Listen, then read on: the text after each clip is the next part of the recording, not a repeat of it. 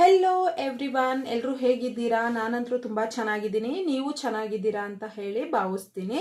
So ಇವತ್ತಿನ concept ಬಂದು dual aspect concept. So according to this concept, every transaction in the business has two effects or two place to record. ಹಾಗಂದ್ರೆ ಯಾವುದೇ ಒಂದು business transaction ನಡೀತಾ ಇರ್ಬೇಕಾದ್ರೆ ಅದನ್ನು ನಾವು ರೆಕಾರ್ಡ್ ಮಾಡೋದ್ರಲ್ಲಿ ಅಟ್ಲೀಸ್ಟ್ 2 ಅಕೌಂಟ್ಸ್ ಅಲ್ಲಿ ನಾವು ರೆಕಾರ್ಡ್ ಮಾಡ್ತೀವಿ ಅಂತ ಹೇಳಿ. ನಮ್ಮ ಎಕ್ಸಾಂಪಲ್ ಒಂದು purchase of a machinery rupees 4 ಲ್ಯಾಕ್ಗೆ ಒಂದು ಮಷಿನರಿ ಪರ್ಚೇಸ್ ಮಾಡಿದ್ರೆ ಮಷಿನರಿ ಆ ಅಕೌಂಟ್ ಅಲ್ಲಿ ಇದು ಒಂದು ಅಸೆಟ್, ಮಷಿನರಿ ಆಡ್ ಆನ್ ಆಗುತ್ತೆ. ಸೊ ಅಸೆಟ್ ಇನ್ಕ್ರೀಸ್ ಆಗುತ್ತೆ. ಇದು one place to record. Next one cash. ಮಷಿನರಿನ ಯಾವುದನ್ನ ಕೊಟ್ಟು ಪರ್ಚೇಸ್ ಮಾಡಿದೀವಿ, ನಾವು ಕ್ರೆಡಿಟ್ ಬೇಸ್ ಮೇಲೆ ಪರ್ಚೇಸ್ ಮಾಡಿದ್ವಿ, ಇಲ್ಲ ರುಪೀಸ್ 4 ಲ್ಯಾಕ್ ಅಂತ ಹೇಳ್ತಾರೆ. ಸೊ ಕ್ಯಾಶ್ ರೂಪದಲ್ಲಿ ಕೊಟ್ಟು ಪರ್ಚೇಸ್ ಮಾಡಿದ್ವಿ. ಸೊ ಕ್ಯಾಶ್ ಕೊಟ್ಟಿರೋದಕ್ಕೆ ಇದು ಡಿಕ್ರೀಸ್ ಆಗುತ್ತೆ. So asset is also cash is also one of the asset. So it is cash ಅಲ್ಲಿ ಡಿಕ್ರೀಸ್ ಆಗುತ್ತೆ. So this is another place to record. ನಾವು ಈಗಾಗಲೇ ಹೇಳಿದ ಹಾಗೆ every transaction has a 2 effects or 2 place to record. ಒಂದು ಟ್ರಾನ್ಸಾಕ್ಷನ್ನ 2 ಪ್ಲೇಸಲ್ಲಿ ನಾವು ರೆಕಾರ್ಡ್ ಮಾಡ್ತೀವಿ ಅಂತ ಅರ್ಥ. ಒಂದು ಮಷಿನರಿನ ಪರ್ಚೇಸ್ ಮಾಡಿದ್ರೆ ಅದು ಒಂದು ಅಸೆಟ್ಟು.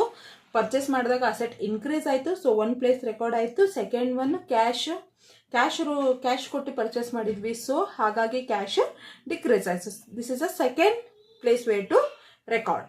ಸೊ ನಿಮಗೆ ಡ್ಯುಯಲ್ ಆಸ್ಪೆಕ್ಟ್ ಕಾನ್ಸೆಪ್ಟ್ ಅರ್ಥ ಆಗಿದೆ ಅಂತ ಭಾವಿಸ್ತೀನಿ. ಕಾನ್ಸೆಪ್ಟ್ ಬಂದು ಮ್ಯಾಚಿಂಗ್ ಕಾನ್ಸೆಪ್ಟ್.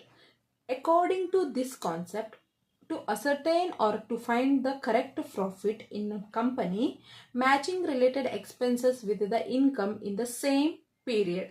ಹಾಗಂದ್ರೆ ನಾವು ಈ ವರ್ಷದ್ದು ಅಥವಾ ಯಾವುದೇ ವರ್ಷದಾಗಲಿ ನಾವು ಒಂದು ಕಂಪನಿಯ ಒಂದು ಆರ್ಗನೈಸೇಷನ್ನ ಕರೆಕ್ಟ್ ಪ್ರಾಫಿಟ್ನ ಫೈಂಡ್ ಔಟ್ ಮಾಡಬೇಕಂದ್ರೆ, ಸೊ ನಾವು ಯಾವ ಟೈಮಲ್ಲಿ ಒಂದು ಇನ್ಕಮ್ ಜನರೇಟ್ ಮಾಡಿರ್ತೀವಲ್ಲ ಅದೇ ಟೈಮಲ್ಲಿ ಅದಕ್ಕೆ ರಿಲೇಟೆಡ್ ಆಗಿರೋ ಎಕ್ಸ್ಪೆನ್ಸಸ್ನೇ ಆ್ಯಂಡ್ ಅದೇ ಟೈಮಲ್ಲಿ ಆಗಿರೋ ಎಕ್ಸ್ಪೆನ್ಸಸ್ನೇ ಅದಕ್ಕೆ ರಿಲೇಟ್ ಮಾಡಬೇಕು. ಸೊ ದಟ್ ಅದನ್ನು ಡಿಡಕ್ಟ್ ಮಾಡಿದಾಗ ನಮಗೆ ಕರೆಕ್ಟ್ ಪ್ರಾಫಿಟ್ ಬರುತ್ತೆ ಅಂತ ಹೇಳುತ್ತೆ.